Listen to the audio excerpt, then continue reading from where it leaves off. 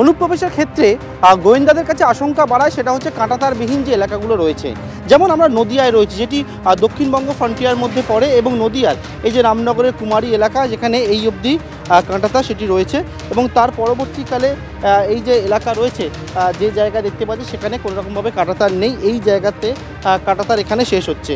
কারণ হিসেবে জানা যাচ্ছে যে এক হচ্ছে এখানে বেশ কিছু গ্রাম রয়েছে, ফলে কাঁটাতার দেওয়াতে সমস্যা। উল্টো দিকে নদী রয়েছে, ইছামতি নদী, এবং অনেকেই যে বিষয়ে সন্দেহ করেন বা যে বিষয় উঠে আসছে সেটা হচ্ছে নদিয়াতে একের পর এক যে গ্রেপ্তারির সংখ্যা বাড়ছে, অনুপ্রবেশকারীদের সংখ্যা বাড়ছে, সেটা হচ্ছে এই যে কাঁটাতারবিহীন যে এলাকাগুলো রয়েছে সেই এলাকা থেকে মূলত এই নদী পথ ধরে অনেকেই কিন্তু বাংলাদেশিরা তারা চলে আসে এদেশে, এবং আসার পরবর্তীকালে তারা কিন্তু এখানে এসে যে অনুপ্রবেশ করে এবং বেআইনি যে কাজ সেই কাজগুলোতে অনেকে লিপ্ত পরিণত হয়, তেমনটা গোয়েন্দারা জানতে পারছেন। তবে এক্ষেত্রে যে সমস্যা সেটা হচ্ছে কাঁটাতারবিহীন এলাকা, বিএসএফের নজরদারি এখানে রয়েছে।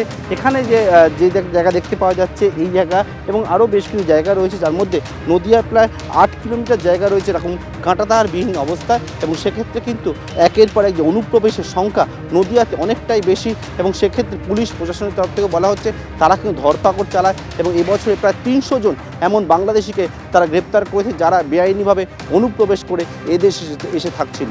ক্যামেরা সন্দীপ পালের সঙ্গে পার্থপ্রতিম ঘোষ, এবিপি আনন্দ, নদিয়া। এই এলাকায় যারা দীর্ঘদিন ধরে বসবাস করেন সেই সব স্থানীয় বাসিন্দারা কি বলছেন শুনুন তাদের মুখেই। ওটা বাংলাদেশ। আমি দেখছি যে ফেন্সিং মানে কাঁটাতার এই অবধি আছে, তারপরে আর নেই, এদিকে গ্রাম বলে এদিকে আটকানো। যদি বাংলাদেশ, এই তো এই হচ্ছে বাংলাদেশ, উল্টো দিকে এখানে কিছু গ্রাম আছে, তাই তো? এখানে মনে করেন 20 কিলোমিটার দূরে আছে কি 30 কিলোমিটার দূরে। কাঁটাতার এখানে নেই।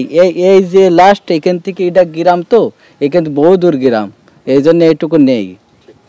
এখানে এটা বর্ডার, এখানে ইছামতি নদী, কিন্তু এখানে কাঁটাতার না, ওই অবধি লাস্ট তার কাটা। ওই দেখেন আপনার তার কাটাটা হলে, ফেন্সিংটা হলে খুব ভালো হয়, কারণ আপনার এই জমি চাষবাসের আমাদের যে প্রবলেম, ফেন্সিং হয়ে গেলে ক্লিয়ার আমরা এই মার্কেটে যাতায়াতে সুবিধা হয়।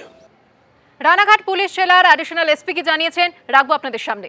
যারা অভিযুক্ত যারা আছে তাদের থেকেও যেটা কথা বলে বোঝা গেল যে এই শীতকালে বিশেষ করে এই যে যেমন আমাদের হাঁসখালি, গাংনাপুর এবং ধানতলা, যেটা আমাদের ভৌগোলিক অবস্থানগত যে প্রতিকূলতা থাকে, প্লাস এই শীতের সময় যে কুয়াশা, ইছামতি নদীর যা অবস্থা একদম তো মজে গিয়েছে, শুকিয়ে গিয়েছে, অনায়াসেই এই শীতে কুয়াশার মধ্যে গা ঢাকা দিয়ে নিরাপত্তারক্ষীদের চোখ এড়িয়ে এরা বলাই সাগর, হায়দার মন্ডল, আনোয়ারা বেগমের মতো, বিশ্বাসের মতো যারা দালাল আছে এদের হাত ধরে এরা এদেশে ঢুকে পড়ছে। টোটাল এই পর্যন্ত স্পেশাল ড্রাইভে 32 জন আমরা অলরেডি 1 মাসের মধ্যে বিডি ন্যাশনাল, বাংলাদেশি ন্যাশনাল এবং 19 জন টাউট, ভারতীয় টাউট, এদেরকে আমরা গ্রেপ্তার করেছি।